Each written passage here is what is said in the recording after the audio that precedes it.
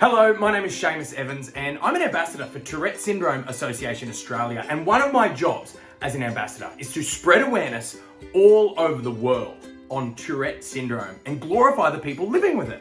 So I decided to spread my tentacles far and wide using the amazing World Wide Web, and I've connected with people all over the world to hear their stories, both good and bad, their struggles, their triumphs, in order to glorify and champion the people living with Tourette Syndrome.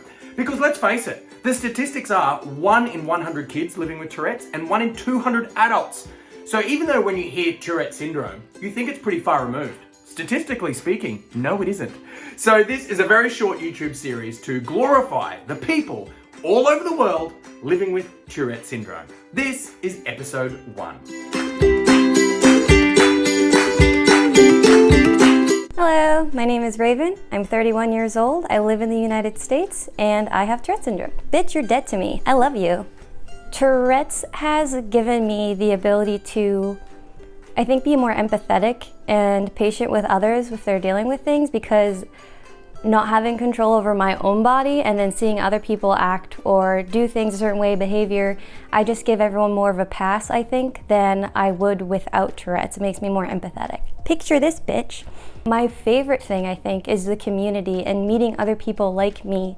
Because no matter how much time you spend with someone without Tourette's, it just hits differently when someone else gets it. It's so nice. I guess that you have to have Tourette's to be part of that, but I think that's one of the good things about it. Bitch, you're dead to me. I love you. I think the worst part about Tourette's is the picture this, bitch, is like the emotional turmoil that comes with it. No matter how many times other people tell me, don't worry about it, I know you don't mean that, I know you can't help that, etc., I still feel incredibly bad about some of the tics I have, specifically the coprolalia ones, where I say inappropriate things. I don't think people can understand that you can just stop feeling guilty or shameful for something that you can't help but your body is doing, and at the same time, you're still doing it. It still feels like I am saying and doing those things, so I still feel responsible for it.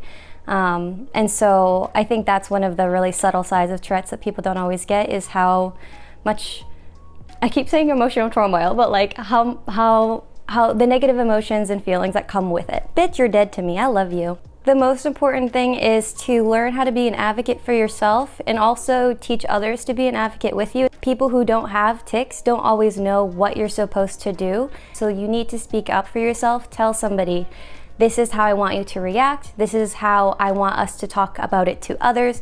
I want either, maybe you want your parent to explain it for you to teachers, or maybe if you're present, you would prefer you get to be the one that says anything about it. And no one's gonna be able to know how you want people to react unless you tell them. Some of the funnier moments with tics, I would say, is the vocal tics, and I sometimes get singing tics. I have to sing a certain song, or whatever song comes up. It's been a couple of songs, but one of them, my favorite one, was All Star by Smash Mouth. And I think it's, what's the original lyric? The world's on fire, how about yours? That's the way I like it, and I never get bored. But Tourette's had me singing, my dad's on fire, how about yours? That's the way I like it, because I never get chores. I was like, man, this lyrical genius, I have nothing to do with it. And then once Tourette's revises a lyric, that's what I have to sing every time. I cannot sing the original song. I have to sing that version when the tic comes up, and it's not frequent. I'll get them here and there, but it is really funny when some lyrics come out and it's not what I thought it was gonna be, because I thought I was gonna sing the real lyrics, and it's not the case. I have a lot of different hobbies. I think that's probably thanks to ADHD. I move through different hobbies quite often. Some of them stick around a little bit longer, like video editing and filming for YouTube. I do that kind of consistently once every month or two. But the ones that I really like that also help calm my tics down is video games. Anything with art, so drawing, or just drawing, sketching, digital or traditional, And when I'm streaming, doing any of those things, there is so much for me to be paying attention to. Playing a video game, watching chat, or if I'm doing a productivity one, I'm drawing or I'm working on something and I am focused. When I get that focused and that into one of my hobbies, my tics kind of melt away. I don't really need to be ticking, and so it really calms me down. Except of course in video games, if something startles me, and then of course I'm going to tick and break that concentration. But yeah, those are some of my favorite hobbies, and they all happen to really calm down my tics.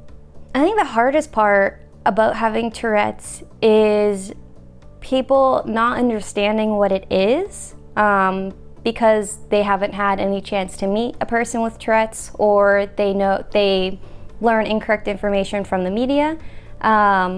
And another is they see one person with Tourette's and assume that's the way all people with tics should act. And if you aren't acting like that one person they met or saw online, then you must be faking it.